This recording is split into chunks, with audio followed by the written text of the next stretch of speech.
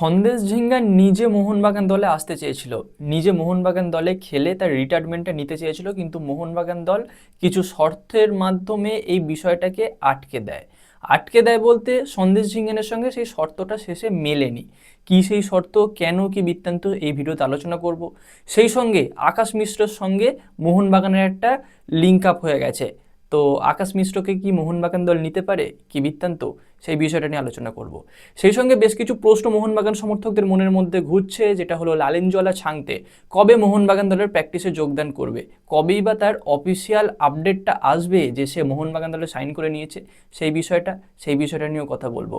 এবং রবসন রবিনো, সে কি মোহনবাগান দলে থাকতে চলেছে নাকি তার বিদায় সময় চলে এলো। তো সত্যি কথা বলতে বিদায়ের সময় চলে এলো। তো সেই জায়গায় কোন বিদেশি প্লেয়ারকে নেওয়া হবে, সেই বিষয়টা নিয়ে কথা বলবো। এবং সেই সঙ্গে মোহনবাগানের যে সমস্ত বিদেশি প্লেয়াররা আছে, যারা কোচ আছেন, তাদের তারা কবে ভারতে আসবে, তাদের ভিসার ব্যাপারটা কি, সেটাও কথা বলবো। তো বন্ধুরা, খুব ইম্পর্টেন্ট টপিক হতে চলেছে, খুব ইম্পর্টেন্ট ভিডিও হতে চলেছে। অবশ্যই তোমরা ভিডিওটা শেষ পর্যন্ত দেখতে থাকো, প্রতিটা আপডেট তোমাদের জন্য ইম্পর্টেন্ট। তো যাই হোক, চলো ভিডিওর মেন টপিকে যাওয়া যাক। তো প্রথমে কথা বলবো সন্দেশ ঝিঙ্গানের ব্যাপারটা নিয়ে। দেখো, সন্দেশ ঝিঙ্গান এই বছর মোহনবাগান দলকে একটা অফার করে যে আমি মোহনবাগান দল খেলে মোহনবাগান দলের হয়ে খেলে আমি আমার রিটায়ারমেন্টটা নিতে চাই। তো সেই জায়গায় মোহনবাগান দল তাকে না করেনি। তবে মোহনবাগান দল এইটা বলেছে যে হ্যাঁ, আমরা তোমাকে নিতে রাজি, আমাদের কোনো সমস্যা নেই, কিন্তু তুমি আমাদের দলের ফার্স্ট চয়েস ডিফেন্ডার হবে না। কারণ আমাদের কাছে রাহুল ভাইকে অলরেডি চলে এসেছে, তাছাড়াও মেহতাব সিং আছে, অভিষেক টেকচাম আছে, ওদিকে সুভাশিস বোস আছে, এমনকি দিব্যেন্দু বিশ্বাসের মতো প্লেয়ারও আমাদের কাছে রয়েছে। তো সেই কারণে আমি তোমাকে ফার্স্ট চয়েস প্লেয়ার হিসেবে রাখতে পারবো না, তবে অবশ্যই তুমি দলে থাকবে, তোমার অভিজ্ঞতাকে আমরা কাজে লাগাতে চেষ্টা করব। তো এই বিষয়টা শোনার পর কিন্তু সন্দেশ ঝিঙ্গান বলছে না, আমি খেললে ফার্স্ট চয়েস হিসাবেই খেলবো। তো দেখো, দেখতে গেলে সন্দেশ ঝিঙ্গানের ট্যালেন্ট তো যথেষ্ট আছে আর এখনও যথেষ্ট ভালো খেলে। তো সেই দিক থেকে সন্দেশ ঝিঙ্গানের সঙ্গে মোহনবাগানের কথাবার্তা এইখানে স্টপ হয়ে যায় এবং মোহনবাগানে সে তারপর আর আসতে চায় না। এমনকি এফসি গোয়াতেই সে তার কন্ট্রাক্ট এক্সটেন্ড করতে চায়। তো অবশ্যই চাইবো তার রিটায়ারমেন্টের সময় পর্যন্ত সে খুব ভালো করে খেলুক, এফসি গোয়াকে তার যথেষ্ট সম্পূর্ণ খেলাটা উপহার দিক। তো যাই হোক, এটা গেল এই আপডেট। এবার কথা বলবো আকাশ মিশ্রার ব্যাপারটা নিয়ে। তো দেখো, মোহনবাগান দল কিন্তু সুভাশিস বোসের একটা ব্যাকআপ প্লেয়ার বা ব্যাকআপ অপশান খুঁজছে, কেননা সমস্ত প্লেয়ারের একটা ব্যাকআপ প্লেয়ার রাখাটা উচিত। দেখো, একমাত্র অভিষেক টেকচাম আছে যে রাইট ব্যাক লেফট ব্যাক দুদিকেই খেলতে পারে। তো যতদিন আমার কাছে আশিস রায় ছিল না, অ্যাভেলেবেল ছিল না ইঞ্জুরির কারণে, তখন কিন্তু ভালো রকমভাবে ব্যাকআপ দিয়ে গেছে অভিষেক টেকচাম। আবার যখন সুভাশিস বোসকে তুলে নেওয়া হয়েছে সাবস্টিটিউট হিসাবে, তখন কিন্তু অভিষেক টেকচাম আবার বাঁ দিকে চলে গেছে। তো এইরকম বিভিন্ন রকমভাবে অভিষেক টেকচামকে ইউজ করেছে মোহনবাগান কোচ। তো এই মুহূর্তে একটা প্রপার ব্যাকআপ চাইছিল। তো সেই জায়গায় মুম্বাই সিটি এফসির কাছে মোহনবাগান অফারটা করে। তো সেখানে মুম্বাই সিটি এফসি আকাশ মিশ্রার জন্য দাম রাখে 2,50,00,000 বেশি। তো সেই দামটা কোথাও মোহনবাগান দল দিতে রাজি হয় না। তো এর পরবর্তী সিজনে একটু হলেও তার দাম কমবে বা কিছু একটা কম বেশি তো হবেই। তো সেইটা টার্গেট কিন্তু এই মুহূর্তে মোহনবাগান দল রেখে দিয়েছে। তোমরা হয়তো অনেকেও বলবে সব কী ভুলভাল গল্প দিচ্ছ। একদমই ভুলভাল গল্প নয়, তোমরা একটু খোঁজখবর নাও, যাচাই করো, তারপর বলো। তো আকাশ মিশ্রা এই বছর না হলেও হয়তো সামনের বছর মোহনবাগান দলে আসতে চলেছে বা মোহনবাগান দল তাকে ভালো রকম টার্গেট করতে চলেছে। তো এই টার্গেটের জন্য বলা যেতেই পারে এই মরশুমটা সম্পূর্ণ মোহনবাগান ম্যানেজমেন্ট, মোহনবাগানের স্কাউটিং টিম আকাশ মিশ্রর খেলাটাকে ফোকাস করবে। তো এবার দেখা যাক সামনের মরশুমে আকাশ মিশ্র মোহনবাগানে আসে কিনা। এলে আশা করবো তোমরা সবাই খুশি হবে। গেল দুটো আপডেট। এবার কথা বলবো লালেনজলা ছাংতেকে নিয়ে। তোমাদের অনেকেও এই প্রশ্নটা করছো, কমেন্টেও করেছো যে দাদা ছাংতে কবে মোহনবাগান দলে প্র্যাকটিসে নামবে। দেখো, ছাংতের হাতে একটা ইনজুরি আছে। তো ছাংতে আসবে, তার মেডিকেল টেস্ট হবে, তারপর রিহ্যাব হবে এবং তারপর সে প্র্যাকটিসে নামবে। তো প্র্যাকটিসে নামাটা কিন্তু ছাংতের এখনও দেরি আছে। তবে অফিসিয়াল কনফার্মেশন, অফিসিয়াল আপডেট হয়তো মোটামুটি 1 সপ্তাহ থেকে 10 দিনের মধ্যে হয়ে যাবে, এটা আশা করা যাচ্ছে। তো ছাংতে আসাতে মোহনবাগানের রাইট সাইডটা, রাইট উইংটা কিন্তু যথেষ্ট স্ট্রং হয়েছে, এটা কোনো সন্দেহ নেই। তবে ইনজুরি না কাটালে, প্র্যাকটিসে না নামলে মোহনবাগান সমর্থকদের মনে শান্তি হচ্ছে না, এটারও কোনো সন্দেহ নেই। যাই হোক, এই বিষয়টাও গেল। এবার কথা বলবো রবসন রবিনোকে নিয়ে। দেখো রবসন রবিনোর ব্যাপারটা কি, আমি বেশ কিছুদিন আগে একটা ভিডিও বানিয়েছিলাম যেখানে রবসন রবিনোকে আমি ভেবেছিলাম যে রবসন রবিনোই হতে চলেছে 6 নম্বর বিদেশি।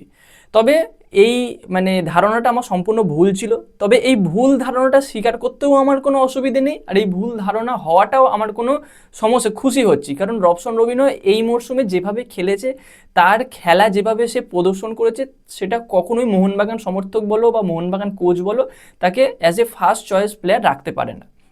তো এইরকম টাকা দিয়ে এত দামি একজন বিদেশি যদি দলের প্রথম 11-এ সুযোগ না পায়, তাহলে এত দামি প্লেয়ার ডেকে খুব একটা কিছু লাভ আছে বলে ব্যক্তিগতভাবে আমার মনে হয় না। তো এই মুহূর্তে দাঁড়িয়ে মোহনবাগান যে ম্যানেজমেন্ট আছে, সেই মোহনবাগান ম্যানেজমেন্টে কিন্তু সিদ্ধান্ত নিয়ে নিয়েছে যে রবসন রবিনোকে ছেড়ে দেবে।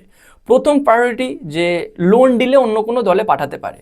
তবে যখন আইএসএল খেলেছে, খুব যে ভালো খেলতে পারেনি, অন্য অন্য কোনো টিম যে তাকে লোন ডিলে নেবে তারও কোনো নিশ্চয়তা নেই, তবে নিতেও পারে, না নেওয়ারও কিছু নেই।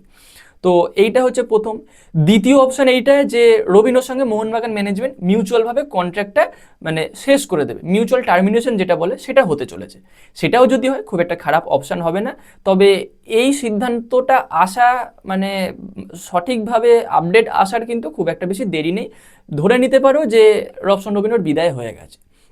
আর এই মুহূর্তে 7 নম্বর বিদেশি হিসাবে রবিনোকে ডাকাটাও খুব একটা কিছু বুদ্ধিমানের কাজ হবে না, কারণ তার মার্কেট ভ্যালু অনেকটাই বেশি, বা মোহনবাগান দল তাকে অনেকটা বেশি টাকা দিয়ে রাখছে। তো যাই হোক, এবার কথা হলো রবসন রবিনোর ব্যাকআপ প্লেয়ার কে আসবে, বা মোহনবাগানের 6 নম্বর বিদেশি কে আসবে।